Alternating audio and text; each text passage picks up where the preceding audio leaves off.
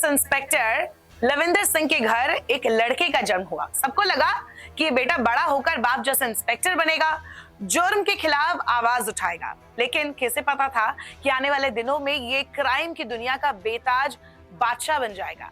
हम बात कर रहे हैं लॉरेंस बिश्नोई की, जो कि इंडिया में ही नहीं बल्कि पूरी दुनिया में फेमस है। बहुत नामी ये कह सकते गैंगस्टर है। इसके अपने अलग अलग किस्से हैं और इतना ही नहीं, काफी सारे हाई प्रोफाइल मर्डर केसेस, चाहे वो सिद्धू मूसेवाला हो, सलमान खान को धमकी देना हो, और ऐसे ही अभी हाल ही में हरियाणा के इनलो नेता नफे सिंह राठी की हत्या में भी इसका नाम सामने आया है। तो आखिरकार ये इंस्पेक्टर का बेटा, जिसका बैकग्राउंड पुलिस वाला रहा है, जहां घर का माहौल पढ़ने लिखने वाला रहा है, तो वो आखिरकार इतना बड़ा गैंगस्टर बना कैसे? इसके पीछे भी कहानी है।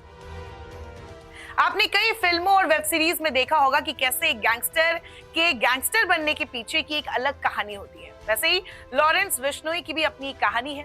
कहा जाता है कि ये पैदा कहाँ हुआ था, अगर इसकी बात करें तो इसका बैकग्राउंड जुड़ा है फिरोजपुर के अबोहार से। यही इसकी पैदाइश हुई, 2010 तक यही रहा।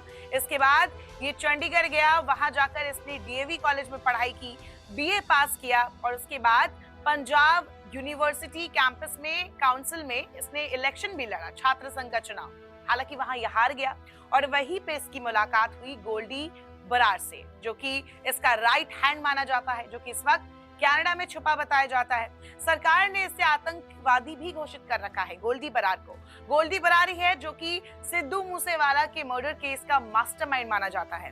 तो ये इससे चंडीगढ़ यूनिवर्सिटी में ही मिला, डीएवी कॉलेज में, और इसी दौरान इसने छोटे मोटे क्राइम करने शुरू किए। बचपन से ही लॉरेंस बिश्नोई को कुछ अपराध की दुनिया में करना था, कुछ बड़ा करना था, अपनी धाक जमानी थी। कॉलेज के दिनों में जब इलेक्शन हारा तो जो जीत गया था उसके पीछे भी पड़ गया, उससे छोटी मोटी लड़ाई हुई और फिर बाद में उसकी हत्या कर दी गई। इतना ही नहीं, कहा जाता है कि लॉरेंस बिश्नोई की एक गर्लफ्रेंड भी थी जो कि उसके साथ डीएवी कॉलेज तक आई थी, यानी कि स्कूल के दिनों से लेकर कॉलेज तक उसके साथ थी। लेकिन उसको बाद में पता चला कि उसकी मौत हो गई। किसी ने उसको बताया कि उसकी कार में आग लगने से मौत हुई है, तो किसी ने बताया कि उसके दुश्मन गैंग ने उसकी हत्या कर दी है। इसके बाद कहा जाता है कि लॉरेंस बिश्नोई की जो एंट्री है क्राइम की दुनिया में एकदम सही तरीके से शुरू होती है। वो बड़े बड़े क्राइम करने लगता है, फिरौती, मर्डर, ट्रेसपासिंग, चोरी, इस तरीके की चीजों को वो अंजाम देता है, और इसके बाद उस पर दर्जनों केसेस, एफआईआर भी होने लगते हैं। लगभग अगर चंडीगढ़ की बात करें तो चंडीगढ़ में उसके खिलाफ 7 से 8 एफआईआर रजिस्टर्ड है। तो गर्लफ्रेंड को खोने के बाद 2011 के आसपास, यानी कि 2011 से क्राइम शुरू होता है लॉरेंस बिश्नोई का, और इसके बाद लॉरेंस बिश्नोई कभी भी पीछे मुड़कर नहीं देखता।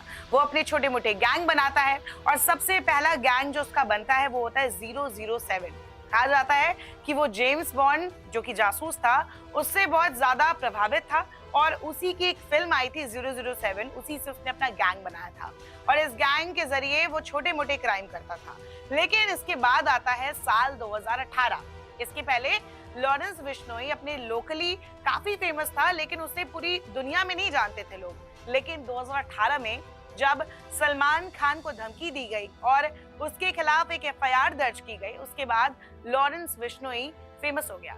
लॉरेंस बिश्नोई का एक वीडियो वायरल हुआ 2018 जून के वक्त में, जब उसने उसमें कहा था कि सलमान खान को मारेंगे और यही मारेंगे, और इस तरीके के वीडियो से वो हर तरफ जाना जाने लगा।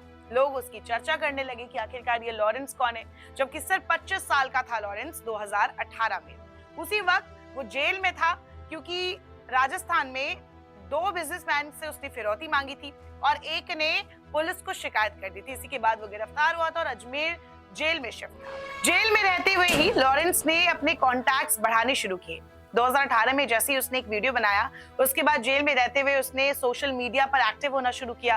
वो ऐसी धमकी देता रहा, पोस्ट करता रहा, और जितनी बार भी जो भी घटनाएं होती है, लॉरेंस बिश्नोई की गैंग जो है उसकी सबसे बड़ी खासियत यही है अब तक कि ज्यादातर मामलों में वो खुद कबूल कर लेते हैं कि उन्होंने ये काम किया है। इसके पीछे मकसद यही होता है कि उनका डर बना रहे लोगों में, ताकि उनकी धाक जमी रहे और इस तरीके की वारदात लगातार सामने आते रहे।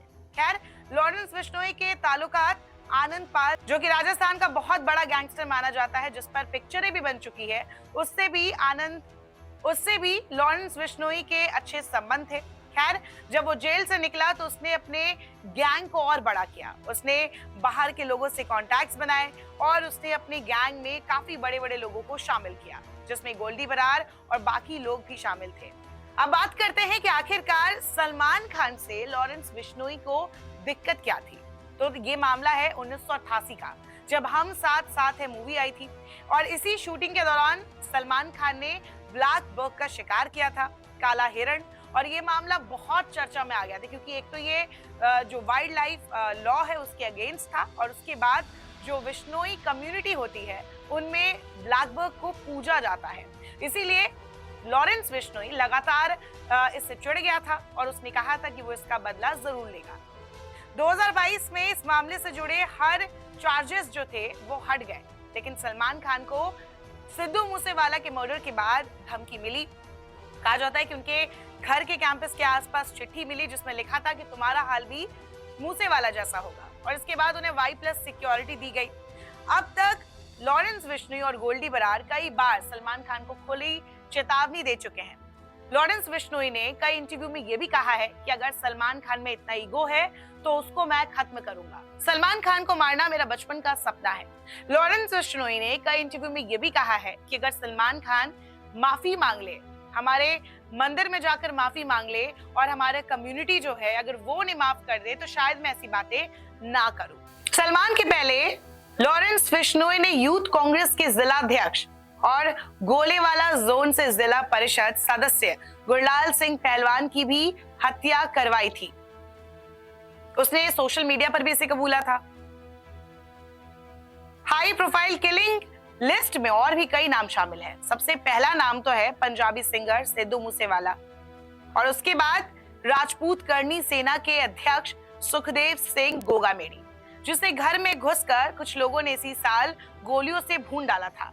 ये मामला भी खूब चला और इसके बाद अब नफेस सिंह राठी इस लिस्ट में शामिल हो गए हैं। हालांकि नफेस सिंह राठी को लेकर लॉरेंस बिश्नोई गैंग की तरफ से कोई कबूलनामा सामने नहीं आया है, लेकिन कहा जा रहा है कि उनकी हत्या में भी लॉरेंस बिश्नोई का हाथ था। इतना ही नहीं, लॉरेंस बिश्नोई के बारे में आपको बता दें कि सरकार का यह भी दावा है कि लॉरेंस बिश्नोई और उसके गैंग का प्रो खालिस्तान मूवमेंट से भी रिश्ता है। लॉरेंस बिश्नोई के बारे में एक खास बात है कि इसे अपना जुर्म का साम्राज्य चलाने के लिए जेल या उससे बाहर जाने की जरूरत नहीं है। जहां है वहीं से वो अपनी गैंग के टच में रहता है। उसके पास शार्प शूटर्स है जो किसी को भी मारने की सुपारी लेते हैं। इन सभी शूटर्स का निशाना कभी भी मिस नहीं होता। वैसे तो गैंगस्टर गैंग कई है, लेकिन आज की दुनिया में सबसे बड़ा गैंगस्टर लॉरेंस ही है। यही नहीं, लॉरेंस छोटे गिरोहों को भी अपने साथ लेकर वारदात को अंजाम देता आया है। यही वजह है कि इसके गुर्गे जैसे गोल्डी बरार कनाडा में बैठे बैठे भारत में कांड कर देता है। विदेश से फरमान जारी होने के बाद भारत में इसके लोकल लोग कॉन्टैक्ट्स में आते हैं, हथियार मुहैया कराया जाता है और उसके बाद दुश्मन को खोजकर मारा जाता है। लॉरेंस बिश्नोई गैंग में इस समय संदीप उर्फ काला जठेड़ी, अनिल छिप्पी, राजू बसौदी जैसे कई गैंगस्टर हैं। विदेश से गोल्डी बरार, लिपिन नेहरा और रोहित गोदारा का नाम भी शामिल है। नमस्कार, मैं हूं मानक गुप्ता। अगर आपको हमारा ये वीडियो पसंद आया हो तो इसे लाइक और शेयर जरूर करें और हाँ, हमें सब्सक्राइब और फॉलो करना ना भूलें ताकि आप देश और दुनिया की कोई खबर मिस ना करें। तो जुड़े रहिए हमारे साथ और देखते रहिए News 24।